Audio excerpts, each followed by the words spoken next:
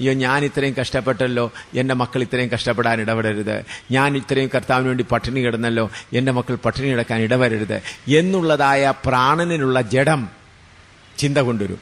ഓ നീ ഇത്രയും കരുതിയല്ലോ, അല്ലെങ്കിൽ ഇന്നൊരു 50,000 രൂപ കയ്യിൽ കിട്ടി, കർത്താവിൻ്റെ വേലയ്ക്ക് വേണ്ടി എടുത്തു. ഉടനെ കയ്യിൽ കിട്ടിയ ഉടനെ തന്നെ ജഡം പറയും, കണ്ടോ നിനക്കൊരു ഭാര്യയും മക്കളുമുണ്ട്, ഇതിലൊരു ഭാഗം അവർക്ക് വേണ്ടി വെച്ചിട്ട് മറ്റേതിൻ്റെ വേലയ്ക്ക്, നീ കർത്താവിൻ്റെ വേലയ്ക്ക് വേണ്ടി നിനക്ക് തന്നതല്ലേ, നിന്നെ ഏൽപ്പിച്ചതല്ലേ, അവർ തന്നവരോ ഗിഫ്റ്റായിട്ട് തന്നതല്ലേ, നിന്റെ ഇഷ്ടത്തിന് ഉപയോഗിക്കാം. അതുകൊണ്ട് ചെറിയതായിട്ട് നമുക്ക് പോയിട്ടൊരു ചെറിയ വസ്തു മേടിക്കാനായിട്ട് ബാങ്കിൽ ഇട്ടേക്കാം. അവിടെ ആര് കയറി? ആ ചിന്തയിൽ ആര് കയറി? ജഡം കയറി. പിന്നെ കുറച്ചുകൂടെ വന്നു. അങ്ങനെ ആത്മാവിൽ ആരംഭിച്ചത് എന്തായിത്തീരുന്നു? ജഡത്തിലേക്ക്. അങ്ങനെയാണ് വലിയ അനേക കർത്താവിന്റെ ദാസന്മാർ തോറ്റുപോയത്. നിങ്ങൾ പറയും അവർ ഇവിടെ 10,000 കൂടി അവർക്ക് ശവക്കല്ലറയിൽ കൊണ്ടുപോയി 10,000 കൊണ്ട് അവർ ഹല്ലേലൂയ പറഞ്ഞ് അടക്കിയാലും സ്വർഗത്തിന് മുൻപാകെ അവർ തോറ്റവരാണ്. ഞാൻ പറയുമ്പോൾ നിങ്ങൾക്ക് ചിലപ്പോൾ വിഷമമുണ്ടാവും. ഞാൻ അവരുടെ ജീവിതങ്ങൾ എന്തുകൊണ്ട് ഇവർക്കിങ്ങനെ ഭവിച്ചു, ഇങ്ങനെ വളരെ ആഴമായി. ഞാൻ മിലിറ്ററിയിൽ നിന്ന് ഇറങ്ങി വരുമ്പോൾ തന്നെ ഞാൻ കർത്താവെ, ഞാൻ മിലിറ്ററിയിൽ ഓഫീസറായിട്ടിരിക്കുമ്പോൾ ഞാൻ കർത്താവെ, ഞാൻ നിന്റെ വേലയ്ക്ക് വേണ്ടി ഇറങ്ങുന്നത് യഥാർത്ഥമായി വേല ചെയ്യാനുള്ള ആഗ്രഹത്തോടുകൂടിയാണ്. നീ എന്നെ നടത്തണമേ, യഥാർത്ഥമായി നടത്തണമേ കർത്താവെ എന്നുള്ള ചിന്തയിൽ. അപ്പോൾ ഈ വലിയ കർത്താവിൻ്റെ വലിയ സഭകളെ സ്ഥാപിച്ച, സംഘടനകളെ സ്ഥാപിച്ച കർത്താവിൻ്റെ ദാസന്മാരുടെ അന്ത്യവും പൗലോസിന്റെ അന്ത്യവും അതുപോലെ കർത്താവായ യേശുക്രിസ്തുവിന്റെ അന്ത്യവും കൂടെ നോക്കുമ്പോൾ വളരെ വ്യത്യാസം കാണും. വളരെ വളരെ വ്യത്യാസം കാണും. അത് എന്തുകൊണ്ടാണ് കർത്താവ് ഇങ്ങനെ ആയത്? അങ്ങനെ വളരെ ആഴമായി അവരുടെ ജീവിതങ്ങളെ പരിശോധിച്ച്, കുറ്റം പറയാനല്ല, ഈ കർത്താവിന് വലിയ കർത്താവിന്റെ ദാസന്മാർക്ക് എവിടെയാണ് തെറ്റുപറ്റിപ്പോയത്, എവിടെയാണ് അവർ തോറ്റുപോയത് എന്ന് മനസ്സിലാക്കുവാൻ നോക്കിയപ്പോൾ എനിക്ക് മനസ്സിലായി, അവർ കുറച്ചുകൂടെ പ്രായമായപ്പോൾ ഭാര്യയോടുള്ള കരുതൽ കുറച്ച് വർദ്ധിച്ചു, മക്കളോടുള്ള കരുതൽ കുറച്ച് വർദ്ധിച്ചു. ഞങ്ങൾ കഷ്ടപ്പെട്ടതുപോലെ അവരും കഷ്ടപ്പെടരുത് എന്നുള്ള ചിന്ത വന്നു. ആ ചിന്തയിൽ കൂടെ ജഡം കയറി. ആ ജഡം കയറി നമുക്കൊരു വീട് പണിതിട്ടേക്കാം, ഞാൻ പോയി കഴിഞ്ഞാൽ എൻ്റെ ഭാര്യയ്ക്ക് ഒരു പ്രയാസം കൂടാതെ ഒരു തോട്ടം ഉണ്ടാക്കി പോയേക്കാം, അല്ലെങ്കിൽ കുറച്ച് ബാങ്കിൽ കുറച്ച് പണം ഡിപ്പോസിറ്റ് ചെയ്ത് പോകാം. ഇങ്ങനെയുള്ള ചിന്തകൾ വന്നപ്പോൾ അതിൽ ജഡം പ്രവേശിച്ചു. ജഡം പ്രവേശിച്ച് അവരെ തോൽപ്പിച്ചു കളഞ്ഞു. ഇത് പറയുന്നത് ഞാൻ ദുഃഖത്തോടാണ് പറയുന്നത്. വലിയ സഭാസ്ഥാപകന്മാർ അവരെ തോൽപ്പിച്ചു കഴിഞ്ഞു. അവരുടെ തലമുറയിലുള്ള മക്കൾ കർത്താവിന്റെ വചനമെടുത്ത് പേരിന് വേണ്ടി നടക്കുന്നെങ്കിലും ദൈവത്തിന്റെ അഭിഷേകം അവരുടെ മേലില്ല. അവർ പേര് പറഞ്ഞ് സംഘടനയുടെ പേരിൽ ഇങ്ങനെ നടക്കുന്നു, ആളുകളുടെ കൂട്ടത്തിൽ ഇങ്ങനെ ഇലക്ഷനൊക്കെ നടത്തി വോട്ടൊക്കെ കൊടുത്ത് നടക്കുന്നുവെങ്കിലും ദൈവം അവരെ തള്ളിക്കളഞ്ഞു. അവർ ഓട്ടത്തിൽ എന്തുപോയി? തോറ്റുപോയി. അതുകൊണ്ട് എപ്പോഴും അതുകൊണ്ട് എൻ്റെ ജീവിതത്തിൽ ഞാൻ ചെയ്ത് എൻ്റെ ഭാര്യയെ കൂടെ ഞാൻ പരദേശിയാക്കും. ഞാൻ സ്വന്തം വീട്ടിൽ ഞാൻ ഭാര്യയെ കൂടെ പരദേശിയാക്കും, എൻ്റെ മക്കളെ കൂടെ പരദേശിയാക്കും. ഞാൻ അവർക്ക് വേണ്ടി ഒന്നും കരുതുകയില്ല. അവരെ കൂടെ അവർക്ക് സ്വർഗത്തിലുള്ള സമ്പത്ത് മതി. ഞാൻ അവരെ പരദേശിയാക്കാണ് എൻ്റെ ഉദ്ദേശം. അവർക്ക് ഈ ലോകത്തിൽ ആശ്രയിക്കുവാൻ ഒന്നുമില്ലാതെ അതുപോലെ തന്നെ ചെയ്യുവാൻ കർത്താവിന് കൃപ നൽകി. ഞങ്ങൾക്കുണ്ടായിരുന്ന ഒരു പാർസനേജ് ഉണ്ടായിരുന്നതും കൊടുത്തിട്ട് ഞാൻ പറഞ്ഞു, ഭാര്യ സഹോദരി ഇന്ന് നീ ഇവിടെ താമസിക്കേണ്ട, നമുക്കിവിടെ താമസിക്കേണ്ട, പരദേശിയായി കർത്താവിന്റെ വേലയിലേക്ക് ഇറങ്ങുക, കഷ്ടപ്പെട്ട് സഹിച്ചാലും വേണ്ടിയില്ല. അങ്ങനെ ചെയ്യുവാൻ കർത്താവ് കൃപ നൽകി. അതുകൊണ്ട് ഞാൻ പ്രസംഗിക്കുന്നത് എൻ്റെ അനുഭവത്തിലാക്കിയ ശേഷമാണ്, അതിൻ്റെ ജയം എനിക്ക് മനസ്സിലാക്കിയതിൻ്റെ ശേഷം, അതിൻ്റെ രുചി എത്ര ആണെന്ന് മനസ്സിലാക്കിയ ശേഷമാണ് ഞാൻ പറയുന്നത്. അതുകൊണ്ട് പ്രാണനെ, അതുകൊണ്ട് ഈ കാര്യത്തിൽ അനേക ദൈവദാസന്മാരും ദൈവമക്കളും തോറ്റുപോകുന്നുണ്ട്. നമ്മൾ അന്യരും പരദേശികളും, നമ്മൾ ഈ ലോകക്കാരല്ല എന്ന് പറഞ്ഞ്. അതുകൊണ്ടാണ് 1 പത്രോസ് 2:11 വായിച്ചാൽ, 1 പത്രോസ് 2:11.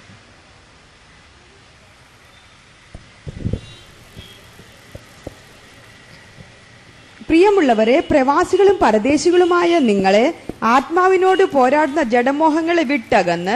പ്രവാസികളും പരമേശ്വര യാത്രക്കാരായ നിങ്ങളെ, പരദേശികളായ നിങ്ങളെ ആത്മാവിനോട് പോരാടുന്ന ജഡമോഹങ്ങളെ വിട്ടകന്ന്. ജാതികൾ നിങ്ങളെ അപ്പോൾ ആത്മാവിനോട് പോരാടുന്ന ജഡമോഹങ്ങളെ വിട്ടിറങ്ങണം. അപ്പോൾ നാം ഈ കാര്യത്തിൽ ശ്രദ്ധിക്കുന്നില്ലെങ്കിൽ, ഭാര്യയ്ക്ക് വേണ്ടി കരുതുന്നത് കൊണ്ട് എന്താ പ്രയാസം? എന്നെ ഇത്ര സ്നേഹിച്ചു വന്നതാണല്ലോ ഭാര്യ. അപ്പോൾ ആ ഭാര്യ അതിൽ ആശ്രയിച്ചിരിക്കും. ഞാൻ എൻ്റെ ഭാര്യയോട് പറഞ്ഞിട്ടുണ്ട്, പല പ്രാവശ്യം പറഞ്ഞു, പ്രിയപ്പെട്ട ഭാര്യ, എൻ്റെ ഭാര്യ നമ്മുടെ മധ്യത്തിലുണ്ട്, ഞാൻ പറഞ്ഞു, ഭാര്യയെ നീ വിശ്വസ്തയായി എന്നെ ശുശ്രൂഷിച്ചു, നമ്മൾക്ക് 2 മക്കളെ തന്നു, അവരെയും നീ ശുശ്രൂഷിച്ചു, അതുകൊണ്ട് സ്വർഗത്തിൽ നിനക്കൊരു പ്രതിഫലം കിട്ടാൻ പോകുന്നില്ല. ഞാൻ പറഞ്ഞു, നിങ്ങൾ കേട്ടോ, എന്റെ ഭാര്യ എന്നെ ശുശ്രൂഷിച്ചുകൊണ്ട് അവൾക്ക് ഈ ഭൂമിയിൽ എന്നോടുള്ള സന്തോഷം കിട്ടി. ഞാൻ പറഞ്ഞു, നിന്റെ രക്ഷകനായ കർത്താവിന് മുമ്പിൽ നിൽക്കുമ്പോൾ നിനക്കെന്തെങ്കിലും വേണമെങ്കിൽ കർത്താവിന് വേണ്ടി അധ്വാനിച്ചുകൊള്ളുക, കർത്താവിന് വേണ്ടി അധ്വാനിച്ചുകൊള്ളുക. എന്റെ കാര്യവും മക്കളുടെ കാര്യവും ഇനി നോക്കാതെ കർത്താവിന് വേണ്ടി അധ്വാനിക്കുക. അപ്പോൾ തീർച്ചയായിട്ടും ഇപ്പോൾ ചിലപ്പോൾ മറ്റുള്ളവരെ കാണുമ്പോൾ എൻ്റെ ഭാര്യയ്ക്ക് ഒരു ദുഃഖം തോന്നാൻ സാധ്യതയുണ്ട്. മറ്റുള്ളവരെല്ലാം സുഖമായി മക്കളുമായിട്ട് കഴിയുന്നല്ലോ, ഞാനിങ്ങനെ അലഞ്ഞലഞ്ഞ് നടക്കുന്നല്ലോ. എന്നാൽ പുതിയ യെരൂശലേമിൽ ചെല്ലുമ്പോൾ മനസ്സിലാകും, ഹല്ലേലൂയ, എൻ്റെ ഭർത്താവ് എന്നോട് ചെയ്തത് ഏറ്റവും വലിയ നല്ലതായിരുന്നു പുതിയ യെരൂശലേമിൽ. അതുകൊണ്ട് ഭാര്യ ഭർത്താക്കന്മാരും മക്കളെ വളർത്തി പോകുന്ന സന്തോഷത്തിന് സ്വർഗത്തിൽ തലമുടിനാരിന് പോലും പ്രതിഫലം കിട്ടുകയില്ല. കേട്ടോ? എത്ര പേര് കേട്ടത്? അതുകൊണ്ടാണ് കർത്താവ് പറഞ്ഞത്, ഭാര്യയോ മക്കളെയോ ഉപേക്ഷിക്കാത്തവൻ എനിക്ക് എന്താണ് യോഗ്യനല്ല. നമ്മൾ വിചാരിക്കും, എന്റെ ശുശ്രൂഷകനാകുന്ന എന്റെ ഭർത്താവിനെ ശുശ്രൂഷിച്ച് സ്നേഹിച്ച് ഞാനങ്ങ് സ്വർഗത്തിൽ ചെല്ലുമ്പോൾ എന്റെ ഭർത്താവിന് കൊടുക്കുന്ന എനിക്കൂടെ തരും. ഒന്നും കിട്ടത്തില്ല. ഭർത്താവിനെ സേവിച്ചതിന്റെ ഇവിടെ കിട്ടിയ സന്തോഷം അതല്ലാതെ. എന്നാൽ എന്റെ ഭർത്താവ് എന്റെ കർത്താവിന്റെ വേല ചെയ്യുന്നു, ഞാനും കർത്താവിന്റെ വേലയിൽ മക്കളെ നോക്കും. അതിന്റെ കൂടെ എനിക്കും എന്റെ കർത്താവിന് വേണ്ടി അധ്വാനിക്കണം, രാജ്യത്തിന് വേണ്ടി അധ്വാനിക്കണം, പരിശുദ്ധാത്മാവിന് വേണ്ടി ദൈവത്തിന്റെ പരിശുദ്ധാത്മാവിന് നടത്തപ്പെടണം. കാരണം അവിടെ നമ്മുടെ സ്നേഹമല്ല വെളിപ്പെടുന്ന, വചനത്തിന് മേൽ നമ്മളെ തൂക്കി നോക്കുന്നത് ഏത് വെച്ചിട്ടാണ് പറഞ്ഞാട്ട്? വചനം വെച്ചാണ് തൂക്കുന്നത്. ഈ വചനം വെച്ചാണ് തൂക്കുന്നത്. നമ്മുടെ കേരളക്കാരുടെയോ മലയാളക്കാരുടെയോ രീതി വെച്ചല്ല തൂക്കുന്നത്. മാറ്റമില്ലാത്ത ദൈവത്തിന്റെ വചനം വെച്ചാണ് തൂക്കുന്നത്. ഈ വചനത്തിൽ വെച്ച് തൂക്കുമ്പോൾ ആര് കാണപ്പെടുന്നു അതാണ് ഓർക്കേണ്ടത്. സ്തോത്രം. അതുകൊണ്ട് അതുകൊണ്ട് അനേക ദൈവമക്കൾക്ക് തെറ്റുപറ്റിയത് എന്താണ്? അവരുടെ പ്രാണനെയും ആത്മാവിനെയും അവരെന്ത് ചെയ്തില്ല? വേർപെടുത്തിയില്ല. പ്രാണനെയും ആത്മാവിനെ തമ്മിൽ വേർപെടുത്താതെ ആത്മാവ് ഒരു കാലത്തും പരിശുദ്ധാത്മാവിന്റെ അധീനത്തിൽ വരികയില്ല. പ്രാണനെയും ആത്മാവിനെയും വേർപെടുത്തി കഴിയുമ്പോൾ, ഇപ്പൊ തന്നെ ഞാൻ എൻ്റെ ഒരു അനുഭവം പറയാം. നിങ്ങൾ ക്ഷമിക്കണം. ഞാൻ ഉദംപൂരിൽ ആയിരിക്കുമ്പോൾ ഞങ്ങൾ പല സ്ഥലങ്ങളിൽ വേലയുണ്ടായിരുന്നു. ഒരു കർത്താവിന്റെ ദാസനിൽ കൂടെ ഒരാളിൽ കൂടെ എൻ്റെ 12,000 രൂപ ലഭിച്ചു. ആ പണം ലഭിക്കുന്നതിന് ഒരാഴ്ച മുൻപേ റിയാസിയിൽ ഉണ്ടായിരുന്ന ഞങ്ങളുടെ PT സാമുവൽ എന്ന് പറഞ്ഞ കർത്താവിന്റെ ദാസൻ വന്ന് പറഞ്ഞു, ഞങ്ങളവിടെ ഒരു സ്ഥലം മേടിച്ചു, ഒരു ഹോളൊക്കെ പണിതു.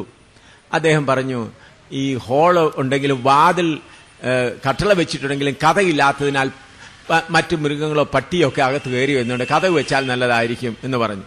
അപ്പോൾ ഞാൻ ചോദിച്ചു, സഹോദര, ആ കഥവ് വയ്ക്കുന്നതിന് എത്ര രൂപ? എല്ലാം കൂടെ പറഞ്ഞു, പണിക്കൂല കൂടെ 11,000 രൂപ വേണമെന്ന് പറഞ്ഞു.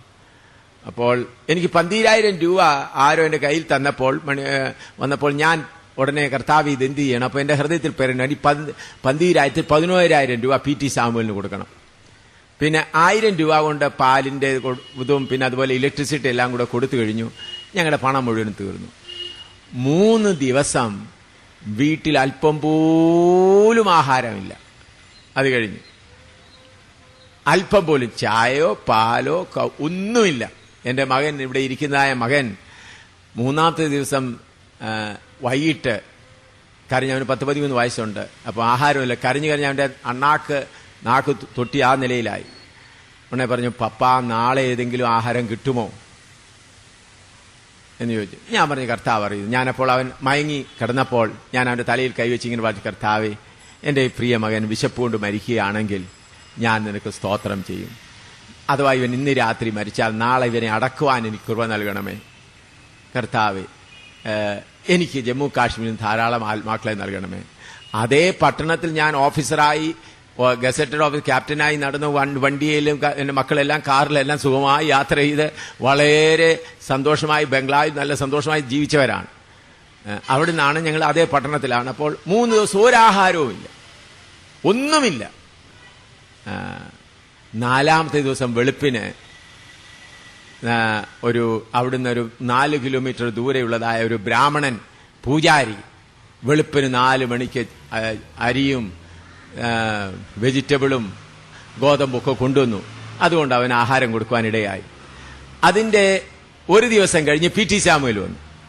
പി ടി സാമുവേൽ വന്നപ്പോൾ ഞാൻ എടുത്തു വെച്ചിരുന്ന 11,000 രൂപ അദ്ദേഹത്തിന്റെ കയ്യിൽ കൊടുത്തു. അപ്പോൾ 11,000 രൂപ എന്റെ കയ്യിൽ ഇരിക്കെയാണ് ഞാൻ എന്ത് ചെയ്തത്? അൽമാരിയിൽ 11,000 രൂപ വെച്ചിരിക്കെയാണ് എന്റെ മകൻ പട്ടിണി കിടന്ന് മരിക്കാൻ ഇതിനും അതിൽ 1 രൂപ പോലും എടുത്തില്ല. ആരും എന്നോട് പറഞ്ഞില്ല ഈ 12,000 രൂപ കർത്താവിന്റെ വേലയ്ക്ക് വേണ്ടി തന്നതാ, പി ടി സാമുവേലിന് കൊടുക്കണമെന്ന് ആരും പറഞ്ഞില്ല. ആ 11,000 രൂപ അവിടെ ഷെയ്ഫിൽ അവിടെ ഇരിപ്പുണ്ട്. ഞാനത് കർത്താവിന്റെ എന്നെ ഏൽപ്പിച്ചത് പി ടി സാമുവേൽ അങ്ങനെ അറിയത്തുപോലുമില്ല. പി ടി സാമുവേലിന് പണം കിട്ടുമെന്ന് വിചാരിച്ചു വന്നതല്ല. പി ടി സാമുവേൽ വന്നപ്പോൾ ഞാൻ പറഞ്ഞു, സഹോദര, നിനക്ക് വേണ്ടി ദൈവം ക്രമീകരിച്ചിട്ടുണ്ട്, 11,000 രൂപ കൊണ്ടുപോയിക്കോ. അതാണ് സമർപ്പണമെന്ന് പറയുന്നത്. എനിക്ക് ആ 11,000 രൂപ 500 രൂപ എടുത്തിട്ട് കർത്താവെ പിന്നെ കൊണ്ട് കൊടുത്താൽ മതിയല്ലോ എന്ന് പറയാം. ആത്മാവും പ്രാണനും കൂടെ വേർപെടുത്തുന്ന അവിടെയാണ്. അങ്ങനെ നമ്മൾ കർശനമായി വചനമാകുന്ന വാൾ ഉപയോഗിച്ച് ആത്മാവും പ്രാണനുമായി എന്ത് ചെയ്യണം? വേർപെടുത്തണം. കുഞ്ഞ് മരിച്ചാലും സാരമില്ല, സമർപ്പിച്ചിരിക്കുകയാണ് മരണത്തിന് വേണ്ടി. അങ്ങനെ ചെയ്തെങ്കിലേ എന്താവുള്ളൂ? ആത്മാവും പ്രാണനും കൂടെ വേറുള്ളൂ. ഞാൻ ഈ പ്രസംഗിക്കുന്നത് മറ്റവരുടെ കടമെടുത്തല്ല, എന്റെ സ്വന്തം ജീവിതത്തിൽ ഇത് ഭക്ഷിച്ച് അനുഭവിച്ച് ഇതിന്റെ ബലം എന്താണെന്ന് നല്ലോണം അറിഞ്ഞ ശേഷമാണ് ഈ പറയുന്നത്. ആത്മാവും പ്രാണനും കൂടെ വേർപെടുത്തണം. അങ്ങനെ അനേക കാര്യങ്ങൾ പറയുവാനുണ്ട്. അങ്ങനെ നമ്മൾ ആത്മാവും പ്രാണനും കൂടെ വേർപെടുത്തിയെങ്കിൽ മാത്രമേ എന്താകുകയുള്ളൂ. ഇപ്പൊ ഞാൻ ഇവിടെ കോട്ടയത്ത്, നിങ്ങൾക്ക് അടുത്തതാണ് കോട്ടയത്ത് ഞാനിവിടെ യോഗങ്ങൾ നടത്താൻ വന്നപ്പോൾ അന്തർജനം സഹോദരിയും പുള്ളിക്കാരന്റെ ഭർത്താവും കൂടെ വന്ന് എന്നെ അവരുടെ വീട്ടിൽ ചായ കുടിക്കാനായിട്ട് വിളിച്ചു. ഞാനും ടീമെല്ലാം 10-40 പേരുണ്ട്. അവിടെ ചായ കുടിക്കാൻ ചെന്നപ്പോൾ അവരെ വീടിലെല്ലാം ഫ്രിഡ്ജയിലും അതുപോലെ ഇതെല്ലാത്തിനും മറാനാഥ എഴുതി വെച്ച് ചായ കഴിഞ്ഞ് 4 മണിക്കാണ് ചായ കഴിഞ്ഞപ്പോൾ അവർ പറഞ്ഞു, ഈ കടലാസിൽ ഒന്ന് സൈൻ ചെയ്യണമെന്ന്. ഞാൻ പറഞ്ഞു, എന്താണ് എന്ന് പറഞ്ഞു. ഈ വീടും ഇതിന് ഉപകരണങ്ങളെല്ലാം നിങ്ങൾക്ക് വേണ്ടി തരാൻ ദൈവത്തിന്റെ ആത്മാവ് ഞങ്ങളോട് പറഞ്ഞു. ഇനി നിങ്ങളുടെ ഒരു ഓഫീസ് പോലെ ഇതോ ഇവിടെ ഈ സ്ഥലം അങ്ങ് സ്വീകരിക്കണം.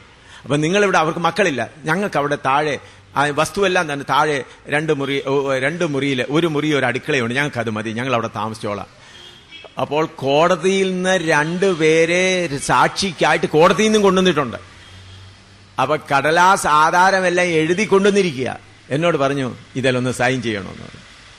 ഇവിടെ കോട്ടയത്ത്, നിങ്ങൾക്ക് അടുത്ത കോട്ടയത്തെ കാര്യമാണ് പറയുന്നത്.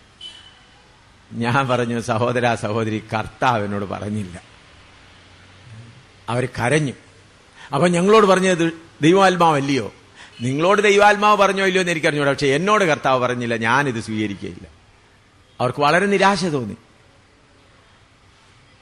ചെറിയ നിരാശയല്ല, വളരെ നിരാശ തോന്നി. അതുപോലെ നിങ്ങൾക്ക് എല്ലാവർക്കും അറിയാവുന്ന അന്നമ്മ മാമൻ, നമ്മുടെ ലോകമാം ഗംഭീര വാരതിയിൽ കൊച്ചമ്മ, ഞാൻ കൊച്ചമ്മ എന്നാണ് വിളിക്കുന്നത്.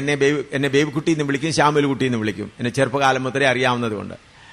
പുള്ളിക്കാരത്തി പറഞ്ഞു, ഞാൻ തിരുവല്ല യോഗം നടത്തിക്കൊണ്ടിരിക്കുമ്പോൾ എന്നോട് പറഞ്ഞു, എന്റെ വസ്തുവും 2-3 കെട്ടിടവും ഇതെല്ലാം നിനക്ക് തരണം, നിങ്ങളുടെ ഓഫീസായിട്ട് നിങ്ങളുടെ താമസത്തിനായിട്ട് ചെയ്യണം, ദൈവം എന്നോട് പറഞ്ഞു. നീ വിശ്വസ്തനായ കർത്താവിന്റെ വേലക്കാരനാണെന്ന് എനിക്ക് മനസ്സിലായി. അതുകൊണ്ട് ഞാൻ പറഞ്ഞു, കൊച്ചമ്മയെ പ്രാർത്ഥിക്കാം കർത്താവിന്റെ ഇതൊരു തിങ്കളാഴ്ച വൈകിട്ടാണ് പറയുന്നത്. ബുധനാഴ്ച വന്നു ചോദിച്ചു, എന്താ ശ്യാമലുകുട്ടി, എന്താ തീരുമാനിച്ചോ? ഞാൻ പറഞ്ഞു, പ്രാർത്ഥിക്കാം. ഞാൻ അതുവരെ പ്രാർത്ഥിക്കാൻ എനിക്ക് സമയം കിട്ടിയില്ല, ഞാൻ പ്രാർത്ഥിച്ചുമില്ല. വെള്ളിയാഴ്ച വീണ്ടും ചോദിച്ചു. ഞാൻ പറഞ്ഞു, കൊച്ചമ്മയെ സമയമില്ല. ശനിയാഴ്ച ഞങ്ങളെല്ലാം കൂടെ കാപ്പി കുടിക്കാനായിട്ട് അവിടെ വിളിച്ചു 4 മണിക്ക്. ഞങ്ങളെല്ലാം കൂടെ ഞാൻ പറഞ്ഞു, ഇത് നിങ്ങൾക്ക് വീട് പോലെ ആക്കാൻ, തെങ്ങും അതും എല്ലാം ഉണ്ട്, നല്ല സൗകര്യമുണ്ട്, റോഡറിയിലാണ്, നല്ല സൗകര്യമുള്ളതാണ്. വീടുകൾ 3 വീടുണ്ട്, അതിലേതൊന്നും ഇതായിട്ടോ ഓഫീസായിട്ട് എടുത്തോ. അപ്പം ശനിയാഴ്ച നാളെ രാവിലെ എന്നോട് ഞാൻ പറഞ്ഞു, കൊച്ചമ്മയെ പരദേശിയായിരിക്കാൻ ആ കർത്താവ് എന്നോട് പറഞ്ഞത്, ഞാനിതൊന്നും സ്വീകരിക്കില്ല. അപ്പോൾ എന്നോട് പറഞ്ഞു, ദുഷ്ടാത്മാവാണോ? ഞാൻ പറഞ്ഞു, കൊച്ചമ്മയെ ഞാൻ ദുഷ്ടാത്മാവാണെന്ന് പറയുന്നില്ല, എന്നോട് കർത്താവ് പറഞ്ഞില്ല. കൊച്ചമ്മയ്ക്ക് വളരെ വിഷമവും ദുഃഖവും കരച്ചിലും ഉണ്ടായി. ഞാൻ പറഞ്ഞു, കൊച്ചമ്മ കരഞ്ഞാൽ ഞാനിത് സ്വീകരിക്കുകയില്ല. അപ്പൊ എന്തിനാ നമ്മുടെ ജഡവും പ്രാണൻ എന്ത് ചെയ്യുക? ഇങ്ങനെയുള്ള കാര്യങ്ങൾ ആവശ്യമെന്ന് വരുമ്പോൾ അതിനെന്ത് ചെയ്യണം? വചനത്താൽ മുറിച്ചു വെക്കണം. അങ്ങനെ വടക്കേ ഇന്ത്യയിൽ എത്ര പേര് നൽകിയിട്ടുണ്ട്? അമേരിക്കയിൽ എത്ര പേര് തരാൻ മുൻപോട്ട് വന്നു? അപ്പോൾ നമ്മൾ അങ്ങനെയുള്ള കാര്യങ്ങളിലെല്ലാം നാം നമ്മുടെ സ്വന്തക്കാരെയും മറ്റുള്ളവരെയും സ്വന്തം കുടുംബത്തെയും മക്കളെയും ഈ കാര്യങ്ങളിലെല്ലാം നമ്മൾ വചനമനുസരിച്ച് കർശനമായി ഇരുന്നെങ്കിൽ മാത്രമേ ആത്മാവിനാൽ നടത്തപ്പെടാൻ സാധിക്കുകയുള്ളൂ. അല്ലെങ്കിൽ നമ്മുടെ പ്രാണനോടുകൂടെ ആത്മാവ് പിടിച്ചിങ്ങനെ ഈ വണ്ടിയുടെ ക്ലച്ച് എങ്ങനെ ഈ ഓരോന്ന് എൻഗേജ് ചെയ്യുന്ന പോലെ അതുപോലെ എന്നാൽ ശക്തിയായിട്ട് ക്ലച്ച് വെച്ചിട്ട് അതിനെ അകറ്റണം. വചനമാകുന്ന വാള് വെച്ചിട്ട്